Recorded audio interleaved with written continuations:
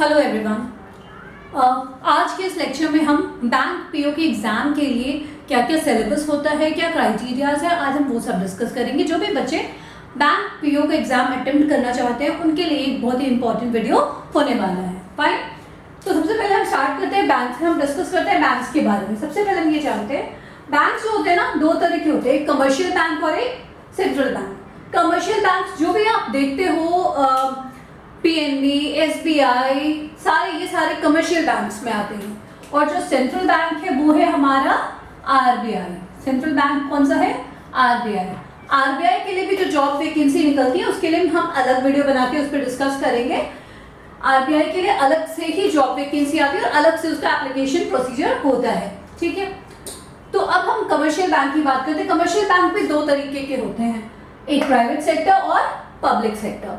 Private sector में वो सारे बैंक्स आते हैं जैसे कि एचडीएफसी, आईसीआईसीआई, एक्सिस बैंक, ये सारे बैंक्स किस में आते हैं? प्राइवेट सेक्टर बैंक में। इनका अपना अलग सिलेक्शन प्रोसीजर होता है। जो प्राइवेट सेक्टर बैंक है वो कभी कभार इंटरव्यू लेते हैं, कभी डायरेक्टली रिटर्न लेते हैं, अलग अलग तरीके से वो अपना अपॉइंटमेंट करते हैं, जैसी रिक्रूटमेंट होती है उस हिसाब से। ठीक है, उनका अपना सेपरेट प्रोसेस होता है। अब आते हैं पब्लिक सेक्टर बैंक के लिए, जिसके लिए मेनली मोस्टली लोग अप्लाई करते हैं। पब्लिक सेक्टर बैंक में क्या सिलेक्शन प्रोसीजर होता है? ठीक है, इसका सिलेक्शन प्रोसीजर कैसे होता है? पब्लिक सेक्टर बैंक में एक तो एसबीआई होता है और बाकी जितने भी bank, Vijaya bank, bank of Baroda, bank of India, ये सारे पब्लिक सेक्टर बैंक में आते हैं।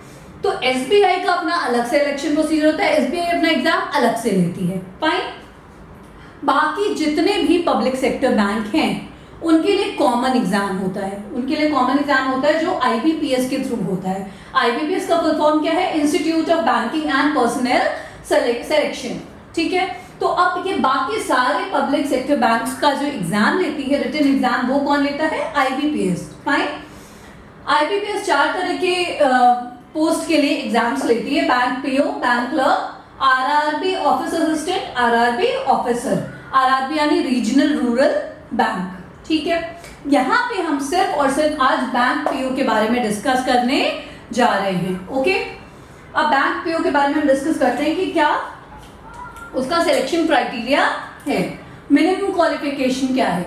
मिनिमम क्वालिफिकेशन है graduation in any stream. Graduation in any stream यानी कि वो कोई भी स्ट्रीम हो उसमें ग्रेजुएशन होना चाहिए। कंफ्यूजन रहता है कि साइंस वाले कर सकते हैं कि आर्ट्स वाले नहीं कर सकते हैं।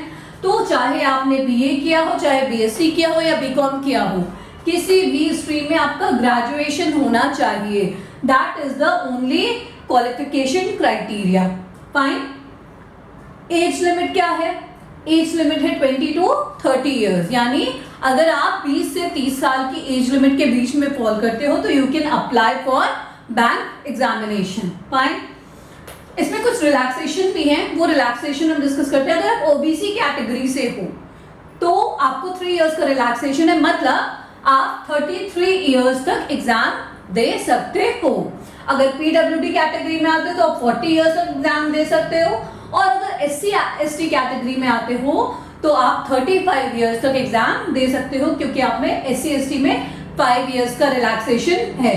दैट मीन्स कि एससी एसटी कैटेगरी वाले 35 इयर्स तक एग्जाम दे सकते हैं, मतलब उनकी एज 35 इयर्स तक होने तक। फाइन, अब हम एग्जाम्स के बारे में डिस्कस कर लेते हैं। अच्छा, इसमें मार्क्स का कोई क्राइटेरिया नहीं है कि इतने % मार्क्स होने चाहिए, आपको ग्रेजुएट होना चाहिए, दैट्स इट। ठीक है, कोई ऐसा कुछ क्राइटेरिया नहीं कि इतने % मार्क्स होने चाहिए ग्रेजुएशन में। फाइन, नाउ एग्जाम्स 3 एग्जाम्स होते हैं। 3 क्या, 2 एग्जाम्स होते हैं, प्री, मेंस और इंटरव्यू। ठीक है, प्री रिटन एग्जाम होता है, मेंस रिटन होता है और फिर इंटरव्यू होता है। सिलेबस की बात करते हैं, ये सबसे इंपॉर्टेंट पार्ट है जिसमें बहुत सारा कंफ्यूजन रहता है, हम इसकी बात करते हैं।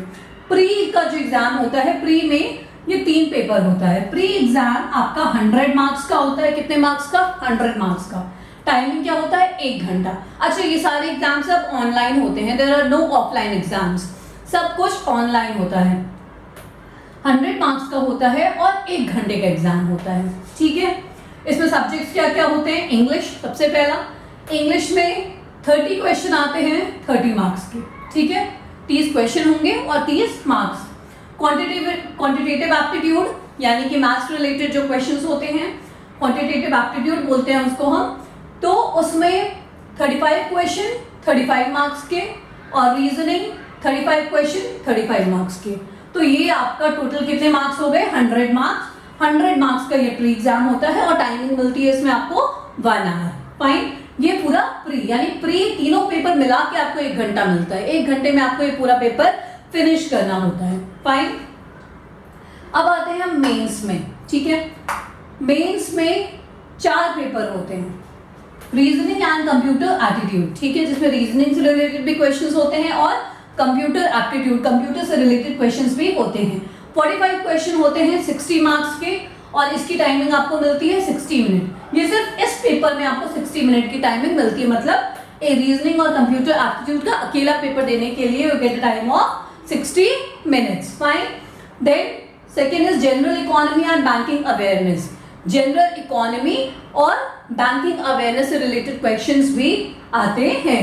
तो ये 35 क्वेश्चन होते हैं, इसमें कितने मार्क्स के? 40 मार्क्स के और टाइमिंग मिलता है आपको 35 मिनट। ठीक, data analysis and interpretation, data analysis और इंटरप्रिटेशन जो पेपर है उसमें आपको 35 क्वेश्चन 60 मार्क्स के होते हैं। ठीक है, इसकी टाइमिंग आपको 45 मिनट की मिलती है और इंग्लिश लैंग्वेज 35 क्वेश्चन 40 मार्क्स का आता है और टाइमिंग होता है 40 मिनट्स।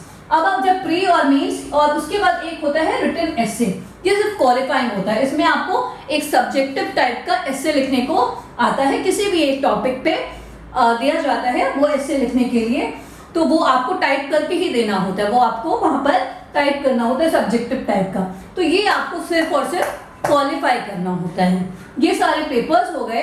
अब हम अगर सैलरी की बात करें तो बेसिक सैलरी जो लगती है बैंक के एग्जाम्स में, जो स्टार्टिंग होती है पीओ के लिए, वो लगभग 23,700 से बेसिक स्टार्ट होता है। ये बेसिक की बात कर रही हूँ मैं। उसके बाद उसमें बहुत सारी चीज़ें ऐड होती हैं, ग्रेचुइटी, सो मेनी थिंग्स, ठीक है, टीए डीए, बहुत सारी चीज़ें, बोनस, ये सब होने के बाद लगभग आपका 40 से 50,000 के आसपास स्टार्ट होता है आपका बैंक पीओ का। ठीक है, अच्छा, बैंक पीओ के बारे में अगर हम डिस्कस करें, सबसे पहला जो बैंक पीओ जब आप ज्वाइन करते हो एज ए बैंक पीओ, तो उसमें क्या होता है? प्रोबेशनरी ऑफिसर पीओ का फुल फॉर्म होता है। 2 साल तक आपको प्रोबेशन पे रखा जाता है, मतलब आपको हर तरह के काम वहां पर कराए जाते हैं। ठीक है, 2 साल बाद आपको फिर आप उसमें असिस्टेंट मैनेजर की पोस्ट आपको 2 साल के बाद दे दी जाती है। फाइन, तो ये 40 से 50 के सैलरी आपकी बनती है। अगर हम अटेम्प्ट की बात करें, आप कितने बार अटेम्प्ट दे सकते हो, तो यहाँ पे कोई लिमिट नहीं है अटेम्प्ट्स का, आप जितने बार चाहो, आप एज लिमिट के अंदर होने चाहिए, आप जितने बार चाहो वो अटेम्प्ट दे सकते हो। ठीक है, तो ये सारी इंफॉर्मेशन थी बैंक पीओ से related. Thank you so much for